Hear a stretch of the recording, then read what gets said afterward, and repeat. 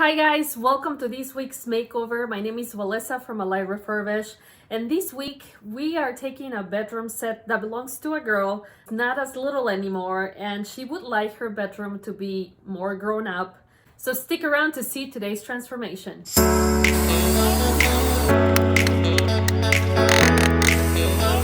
So here we have a low boy dresser, tall boy dresser, and a nightstand. All of them are a Stanley brand, solid pieces of furniture. The owner of this bedroom set saw my work on Facebook Marketplace to ask if I could be part of this makeover.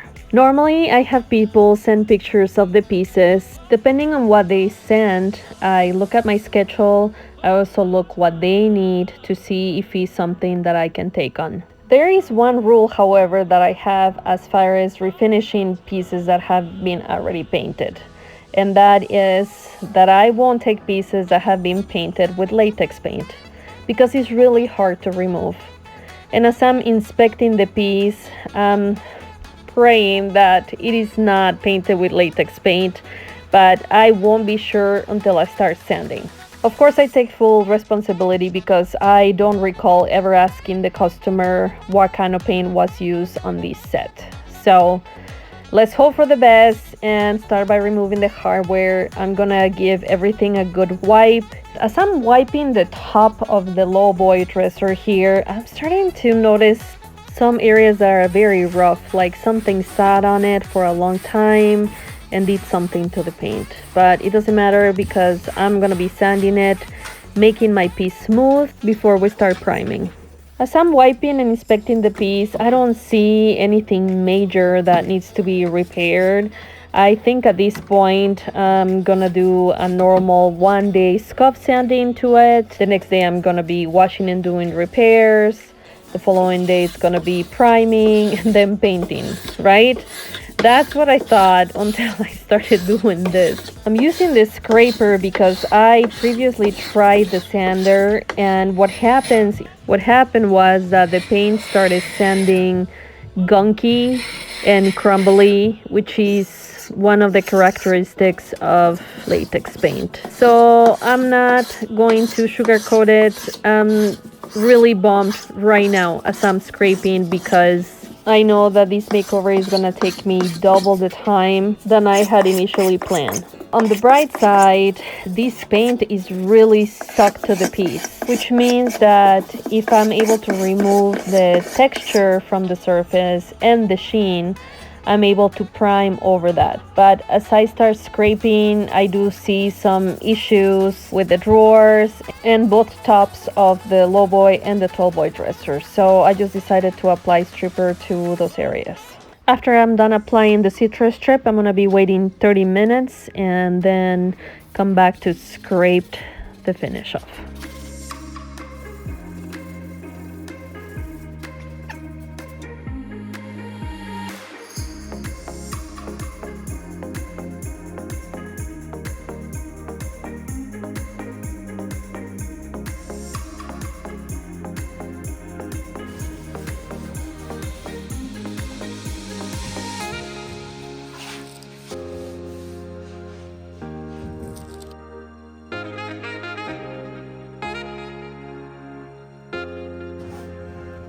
The body of the dressers, however, were in really good condition. Like I said, you can see here, I'm going with the scraper and it's hard to get the finish off.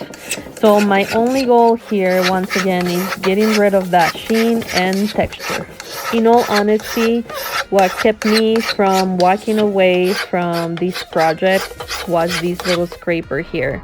As you can tell, it worked really well, highly effective. But of course you can only work in a small space at a time. That's what makes the process so long. To clean up the residue from the chemical stripper, I use quadruple steel wool and some green MB odorless mineral spirits. It took 2 rounds of chemical stripper application to remove the entire finish from the drawers. Today's a new day and things are looking brighter, but there's still some residue left after I scrubbed the drawers. So I'm using this scraper that really came through for me with this project. I don't know what I would have done without it. Probably cry. And then I'm sanding here the side of all the drawers. You know, the previous paint job had some drips on the side, so I'm just making sure that the previous finish is off as much as possible before I start making repairs.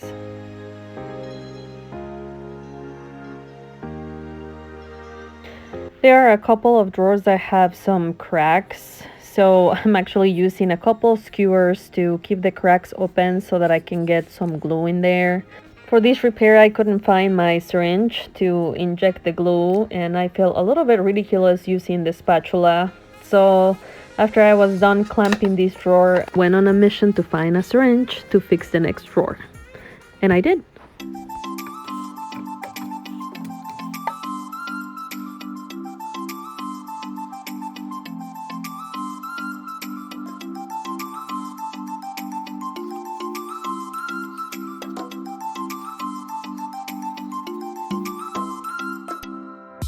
Now that my repairs are dry, I can finally start priming this bedroom set. And today I use a new to me product, is this gray tintable water-based primer. The reason why I chose this specific primer was because I'm gonna be painting this bedroom set with a black color. And normally I would use a clear shellac primer, but look at this yellow. I just wanted it gone, but some of the differences that I noticed is that this water-based one took a lot longer to dry compared to my shellac-based primer. The other difference was that this one was much thicker, so I needed to add a little bit of water since I was gonna be spraying it. And of course, since this is a water-based product, you only need soap and water to clean up.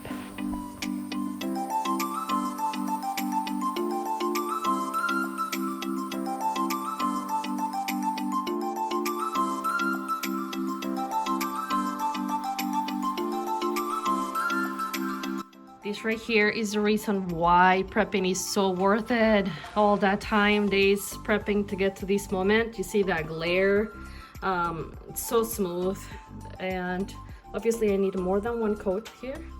But yes, this is what makes all that prep time worth it right here. Ready to tackle the other two pieces and then go for a second coat in about an hour.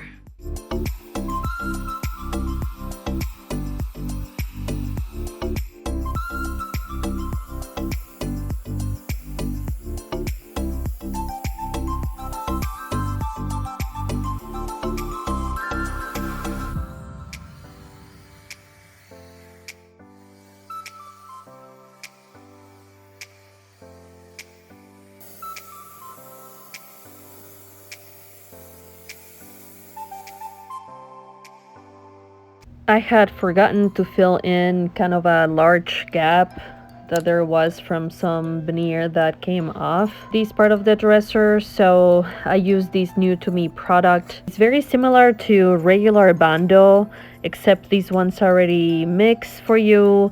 It's not as stinky as Bando, which I really liked. It hardened within 30 minutes and I was able to sand it after that. For my last repair, I'm using my caulking gun. You can see that there's a gap right here that normally is not visible when a piece is not painted, but once you get primer or paint in there, it sticks out like a sore thumb. I make sure I wipe the excess off with a wet paper towel. It's super easy to use. Addressing these little details will make a huge difference in your overall final result.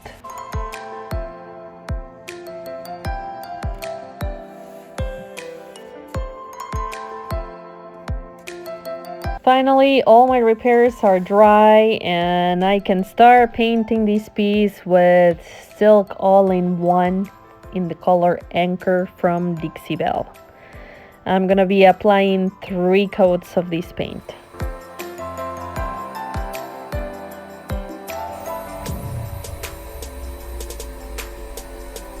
Just a quick reminder that I have added links to all of the products that I'm using for today's makeover.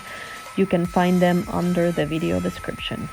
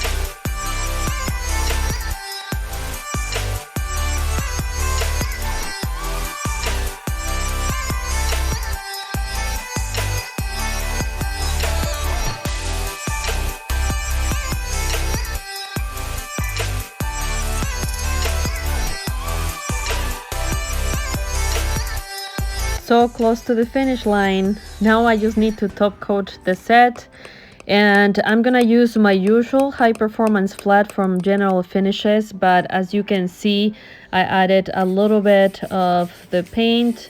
Sometimes dark colors can give you a cloudy finish after you're done with the top coat. To prevent that, I like to add a little bit of paint. Here I'm doing a final wipe down with a tack cloth. You've seen me do this with really light colors, but the same principle applies for a dark color. Anything that lands on your paint while it dried overnight will be trapped between that paint and your top coat. So I just like to do a final wipe down like seconds before I apply my top coat. As usual, I applied 3 coats of this product. We're gonna be letting our top coat dry overnight and then add handles that my customer chose. Before we look at our final results, we're gonna remember how this bedroom set used to look.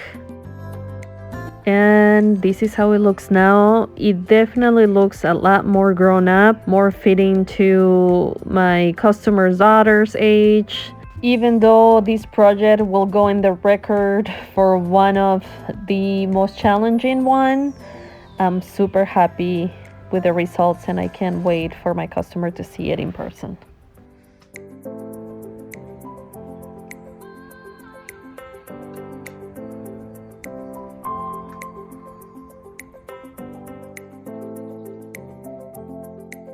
As always, thank you so much for watching today's makeover. Also, remember that there is hope for these pieces of furniture. Doesn't matter how tough things get, there's always hope for you. I will see you guys next week.